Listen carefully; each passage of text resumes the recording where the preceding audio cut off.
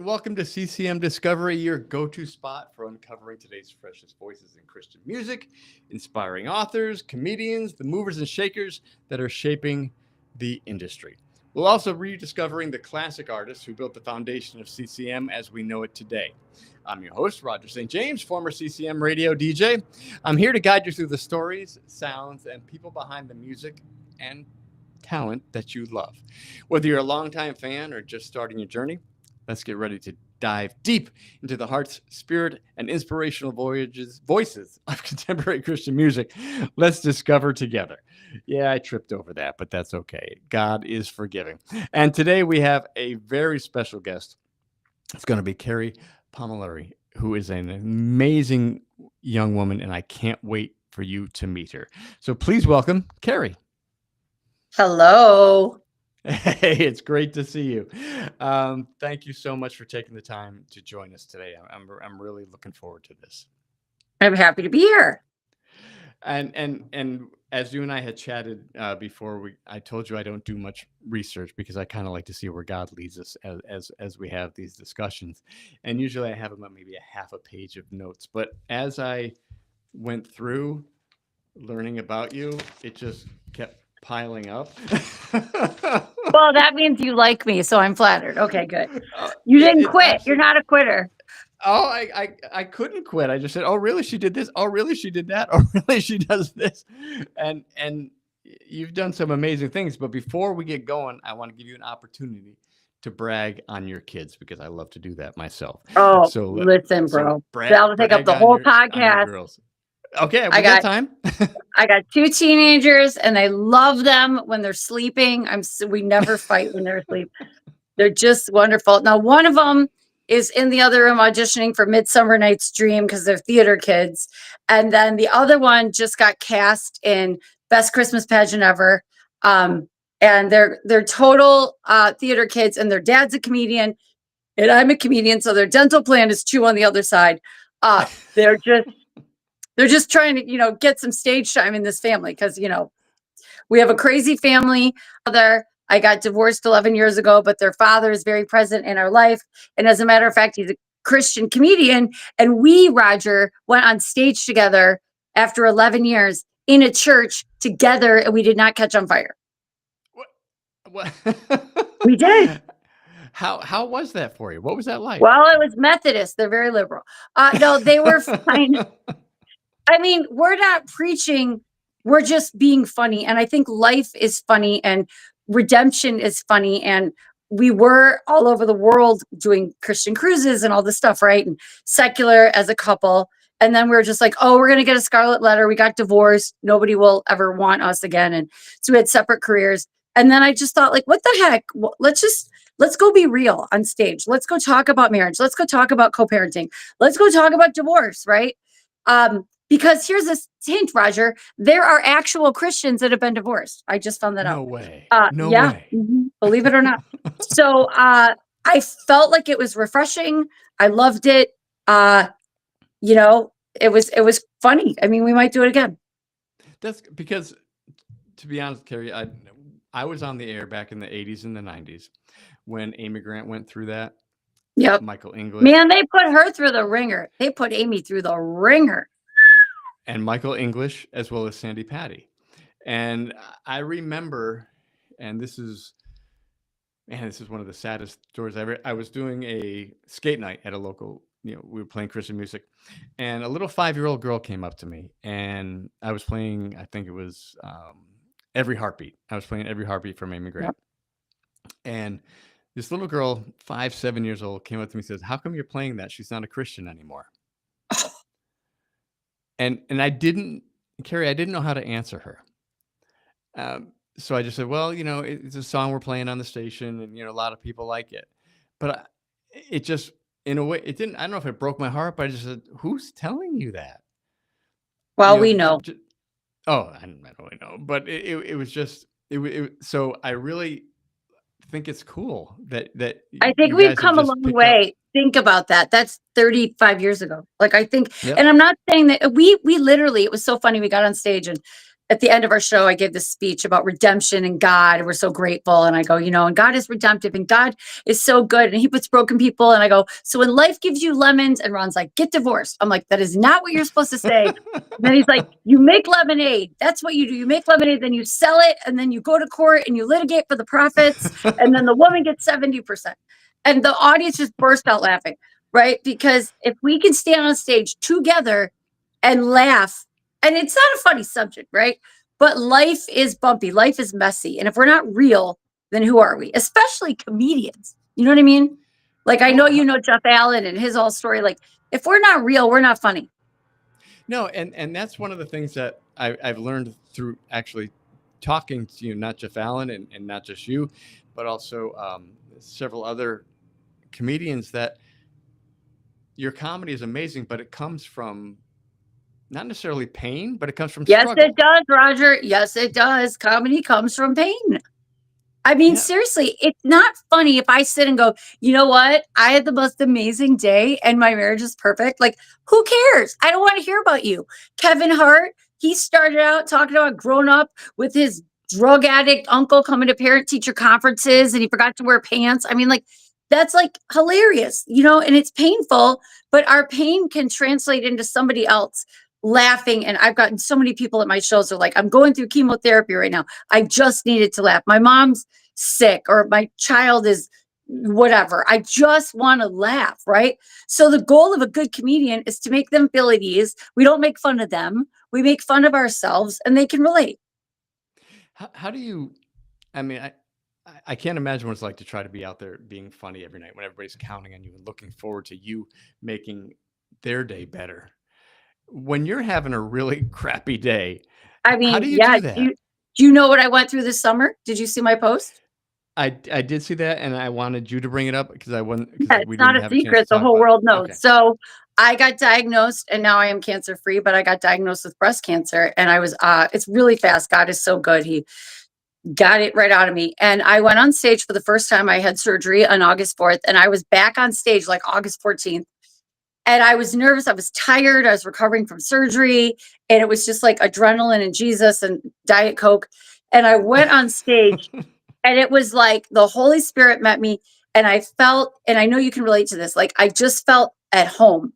I just felt like this riding a bike thing. And in the middle of the show, I decided to tell this 500 women I flunked my mammogram, and there were all these comedy moments about it. And I knew I was going to do it, right? But it was so easy and it was so ordained by God. And you don't even know the amount of prayer that I got to do after with women that are diagnosed with it, were diagnosed, going through it, scared of it, or any other thing. Because my talk wasn't just about cancer, it was about trusting God. But it was this moment where I just breathed a sigh of relief. I've been doing this 20 years. And I was like, you know what? This is where I'm supposed to be. This is healing for me, to just get out there and do what God called me to do.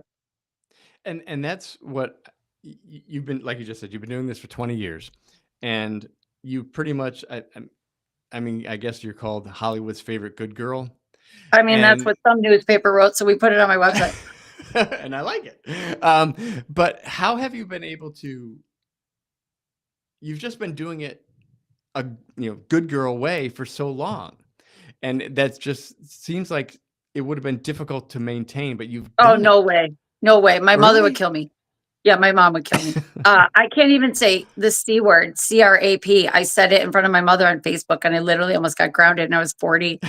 Uh, my mother would die. But you know what? I don't talk like that off stage. Well, maybe some words, but really, I'm the same person on stage as I am off. So I mean, if my vocabulary is clean off stage, why would it be dirty on stage? And it really bugs me when there are people that say I have a church act and a club act because I was like, Yeah, Jesus sees I wanted to everything. ask you He about that. Yeah. Jesus sees more than Santa Claus. Okay, so Yeah, I wanted to ask you because you do so much, and your act is the same. Everything I've ever seen you in, and I deep dove into you with your dry bar specials and everything I could find, and everything it's just you. There's no difference between from what I saw with your audiences. and Kerri is Kerri, and it's I mean, if absolutely you're a good amazing. comedian, you know who your audience is, Roger. So like Dry Bar was a Mormon audience. They were all Mormons and it was taped in Utah. And I was joking around with them and they had such a good sense of humor. And I go, I know you guys do the sister wife thing. And they all kind of laughed. And I go, you know what? I'm 40. I don't hate it. I don't hate it. I would love to split the chores. And they like all burst out laughing. Now, that joke was for them, right? Because they can laugh at the whole sister wife thing. So you try to, like, if I'm in a church in Texas, I will 100% do something about Bucky's or uh, whatever, some Texas pride or, Dallas Cowboy cheerleaders. So if you know your audience, you're going to make them feel like you wrote this just for them. Yeah, and you've been doing this for so long, and it's just it's you've been on the Tonight Show 29 times, something like Yeah, that. What's it? sketch comedy, sketches. Do you is that something that do you prefer more to the sketch or do you prefer the stand up type of stuff? Well, I never got to do stand up because I was doing it with Jay Leno and then Jimmy Kimmel, Jimmy Fallon. And I wasn't advanced in my stand up career at that point. It's Okay. really hard to get on, but I loved it. I played Britney Spears. I played Tanya Harding. I played like anything that nothing was off limits. I mean, Jay was like, I mean, this is going way back early 2000s. He's like, we're going to do Lorena Bobbitt. We're going to do Mary Kay Letourneau. We're going to do like these crazy, crazy stuff. And Kerri, they call me at like 1 o'clock in the afternoon. Can you be here by 4? And we did Jerry Springer and we did all these crazy sketches. So much fun. I love Jay Leno. I love the Tonight Show. It was awesome. That, and what is it like for you as a very outspoken Christian to be in that type of Well, they're environment? all clean. That stuff's Yeah. clean because it's all for TV.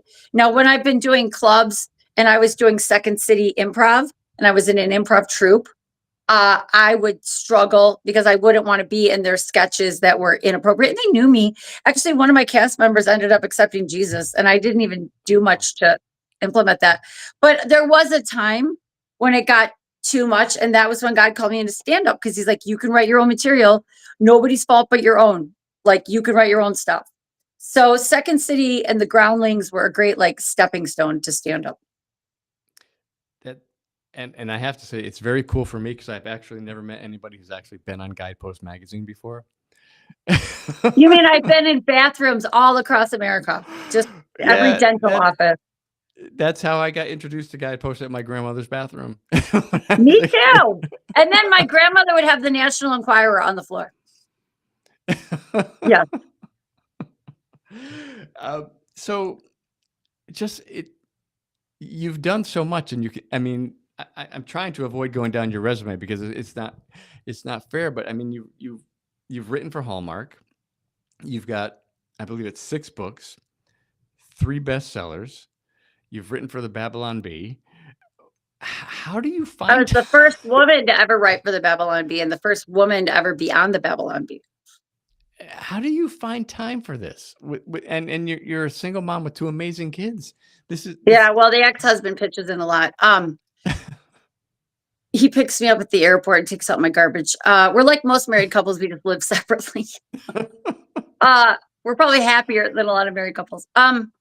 You're like this is a years of resume. So, Oh it's yeah, 12 months a week. that's what I'm trying to avoid that, but it's just like I said, I do little, but as I kept going and learning more and more about you, I'm just more and more impressed with everything. I mean, and you're so Well, young, you've Roger, done so much stuff. I'm a proud Generation X and we grind. Like we just grind. And like these millennials need to take a lesson from the boomers and the Gen X. I moved to LA, I got 3 jobs, boom, boom, boom, let's go. And I've never stopped. Like I had a baby and I was on stage like 6 weeks later and the baby was like in the baby carriage. I don't know how to do it any other way. And I'm not happy when I'm not working and having fun, but I have made it a point to spend a lot of time with my daughters. They're so important to me. Like we take trips together. I take the summers kind of off. We take vacations together. And I'm not talking like it has to be something fancy or like I make intentional time when I'm home for a weekend. I'm like, okay, girls, I'm home like this weekend. I'm booking them out. I'm like, this is my time because I'm going back on the road the next couple weekends. But I also believe in the art of delegating. I have like just a wonderful assistant who helps you do things. I don't mean to sound bougie, but I mean, I couldn't afford an assistant, and I still got an assistant when I was like 25 starting this, because I was like, I can't do everything. I can't book all my travel. I can't make it happen. So God has sent me people to help, but I just think it's that Gen X like grind, Detroit strong. Let's go. Yeah, I'm Gen X too. You gotta love the Gen X, and it's Yeah, we just work, Roger. We work. we can't stop. And it's funny because I have a 22-year-old and a 20-year-old, and fortunately, my 22-year-old is a high achiever, and he says to me all the time. He goes, "How can my generation not do anything?" He goes, your generation, we started with rotary phones, black and white TVs, and now we've seen everything from 8 tracks to cassettes, LPs, CDs. That all happened in the Gen X generation, and it's and what do they have now? They have their hand brain, They're going back and to that's vinyl. The Gen Zs yes. are buying vinyl. Everything old is new again. Yeah. Tell me about your Real Housewives of the Bible. I ran into I'm this while so I was excited. looking Well, about thank you. you for.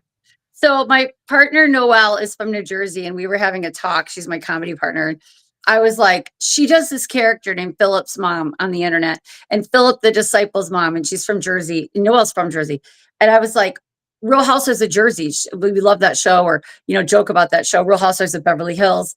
And I'm like, we should do the Real Housewives of the Bible. We should do Mary and Martha before Jesus comes to dinner. We should do Philip's mom and Judas's mom having a meeting of all the mothers of the disciples. We should do uh, Esther. We should do Eve in the Garden of Eden. Like, what are the women in the Bible really like when they're not being written about? What are they like off stage? What about when Mary goes to Costco to buy all the snacks and Martha's not? No, Martha buys the snacks and Mary's not cleaning. So it's on Facebook, it's on TikTok, it's on Instagram and YouTube, and you just have to put in Real Housewives of the Bible, and we're so excited about it. We're having a great time. It's a lot of. I was catching a bunch of them the other day, and it was her friend. And Eric, our good friend, is putting it right there, right in front of us. So that's a good thing, and people can definitely check that out. And so, what are you doing now? I know you've written 6 books, 3 bestsellers. I What's might going be on? writing I might be writing some movies again, which I love. Oh, great. Uh, I'm hoping, pray. Uh, the way you work in Christian film is you write the movie, you pitch the movie, you get funding for the movie, you get stars attached. It's like a really long Survivor, and you could be voted out at any point. You know what I mean? So it's out of my hands. I just submitted 2 scripts today for someone to be attached to, and I'm excited. And that stuff I just put in God's hands. I love writing. I love writing scripts. I want to write a new book.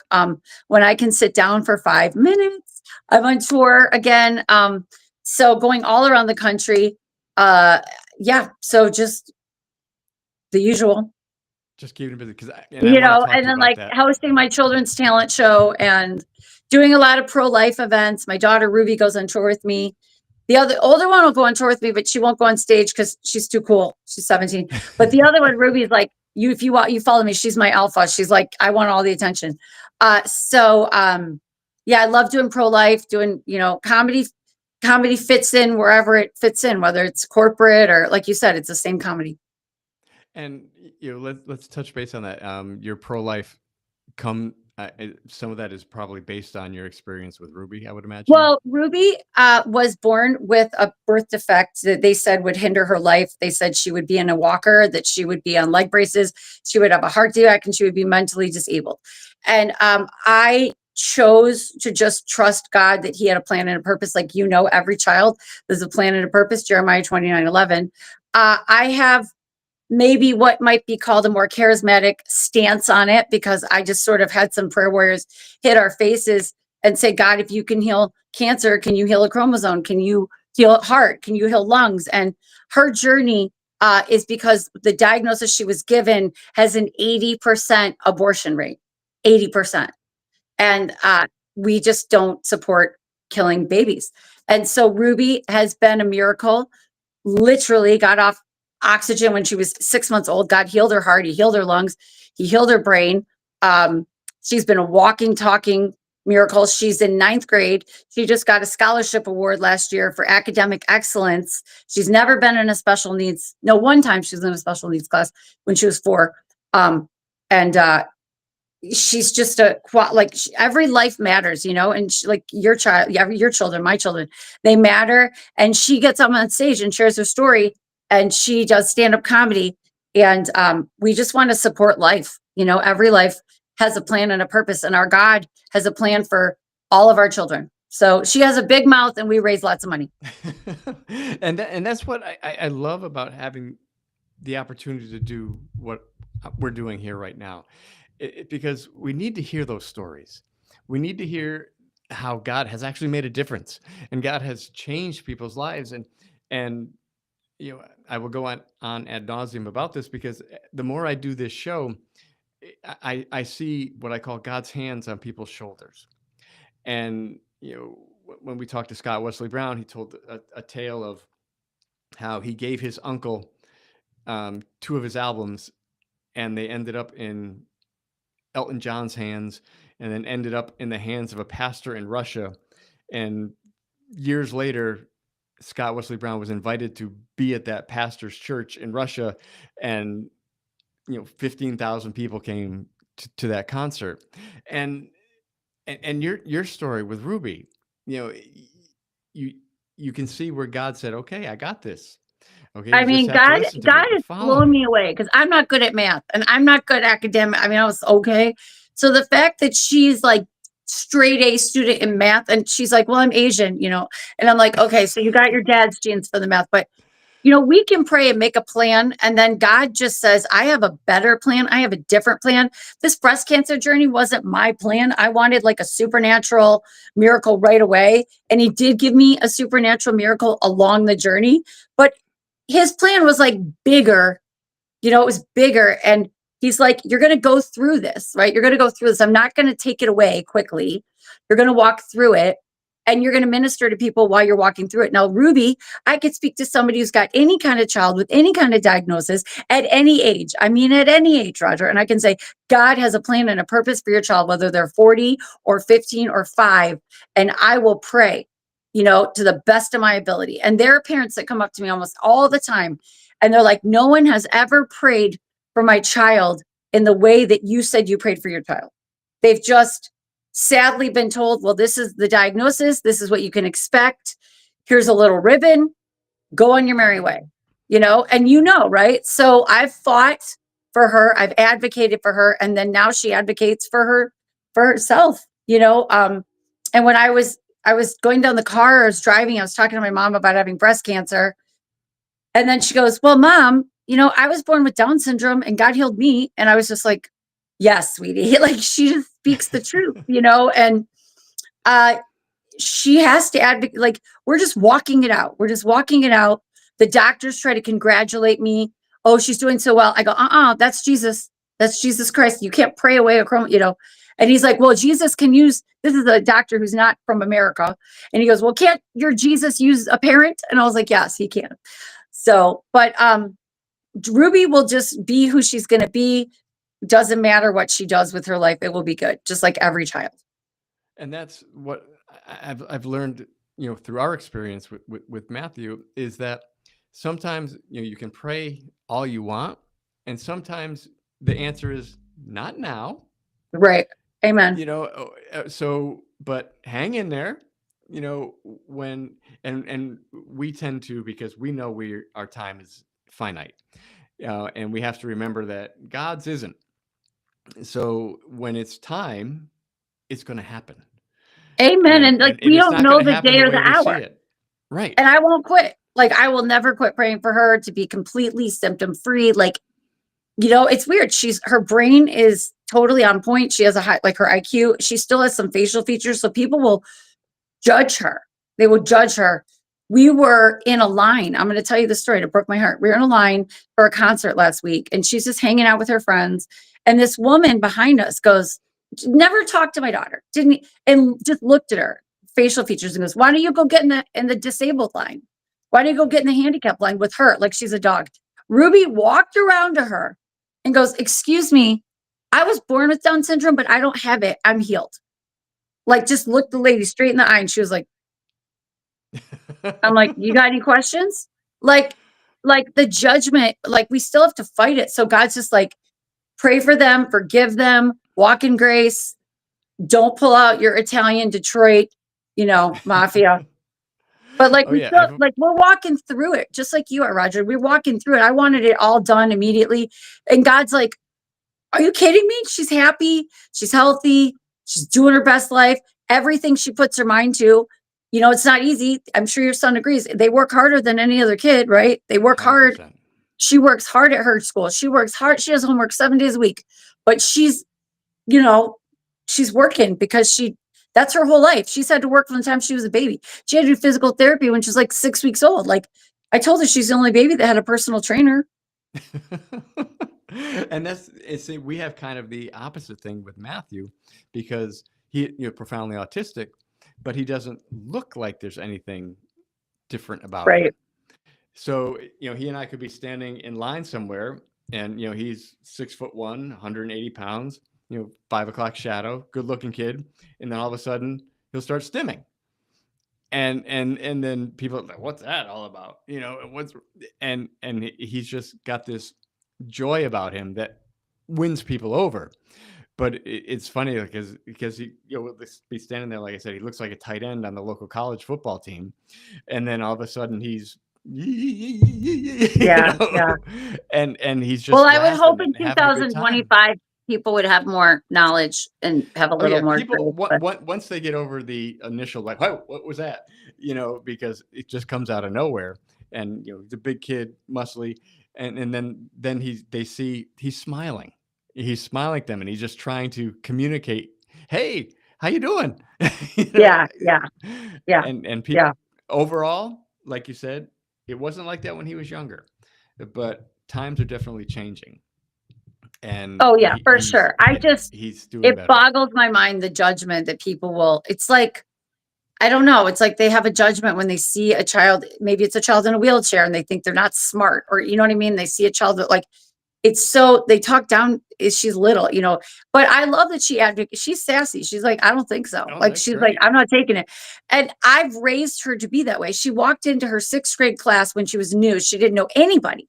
She walked into the sixth grade class and the new school, and they were doing speech class. And she raised her hand and they said, "Do you have a question?" She goes, "No, I have a speech. I'd like a statement I'd like to make." And she walked up to the front of the class and she goes, "Here's my testimony. My name's Ruby McGee. I was born with Down syndrome. My mom prayed. God healed me. Any questions?" Mic drop.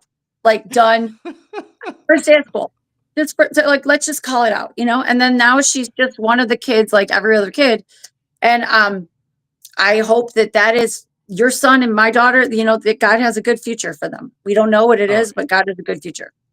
and you can and again, as you're walking through it, it's difficult. As you're stepping through the murk and the sadness and the fear and the anger and the I can't disappointment. believe that she's gotten to ninth grade without me having a nervous breakdown, because every Yeah. year I'm like, she's not going to make it. They're like, she had straight A's last year, but this year's harder. Like, I mean, we've had the principal call in first grade, be like, Ruby snuck in the boys' bathroom and climbed over the stalls. I was like, you know, or like, it's just so many things. Ruby ate her earthquake kit in kindergarten. I'm like, how do you eat canned tuna without a can opener? So like there was those moments, and so now she's ninth grade, and her dad works at her school a couple days a week, and I have PTSD. He's like, "What is your problem?" I'm like, "I don't know. Is she fine? Does she have friends at lunch?" And he's like, "Kerri, she's so popular. Like, what?" I'm like, "I don't know. Like, it's so weird. Like now she's going to prom this year, like because the whole high school Oh, that's goes to great. prom, and I'm like, is she gonna have anyone to go to prom with?" I'm like, I'm gonna be like that when she's 40. Like we always Yeah. just worry about our kids. And she always shines. Like there's never anything that hasn't happened that we wanted to happen ever. So it just And might look and different sometimes. and when I get too worked up, Matthew will just look at me and go, "Dad, give me a hug." And and Oh, and that I'm like, "Okay, everything's good." so he can speak. He's not nonverbal. Yeah. No, he has functional language. So he can tell you that if he's hungry, wants to go out for a walk and stuff like that. You can't have a conversation with him. But Well, he can he's have a conversation with you. He probably knows exactly what he's saying. oh yeah, no, we talk in our own language, and he's just absolutely an amazing young man, and I can wax poetically about Do how. you have time for this really cool story I want to tell you? Oh, of course. It's not entertainment, but I was at a show. But anyway, I just think it's really cool.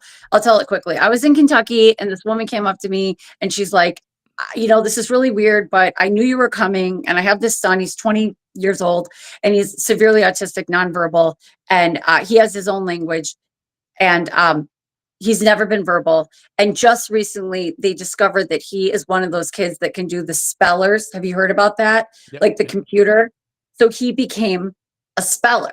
Like he has this voice inside of him. And he told his mom, I want you to go have the comedian pray for me because she's part of my journey. Right. So we prayed. I've never met the kid. His name is Joff. And I go, well, hey, he sounds amazing. Can he? My daughter was struggling with some health stuff, my older daughter. And I said, hey, can you ask Joff to pray for me? Because he sounds awesome. This kid wrote me an email and I am bawling. It was like the voice of God. He's never spoken a word in his life. And he's like, the Lord hears your cries. The Lord sees you by your bedside. The Lord will deliver you. I'm sobbing at like gymnastics class. I mean, like, talk about just amazing. These kids' minds are amazing. We just don't know all that's going on. You know what I mean? Like, it Yeah, was a and cool story. that's and I'm so glad you shared it because it that's the type of stuff that needs to get out there that people need to hear about. Here's a kid who completely nonverbal, but he's talking to you about Brilliant. God. He's a prophet. Yes, and all we had to do was figure out. People say, "Oh, you got to bring them into your world." No, no, no, no, no, no, no. We've got to meet them halfway, and we have to find Yep. out how to And bring everybody he wants together. to talk. And he says he's Yes. going to talk. Like he writes it.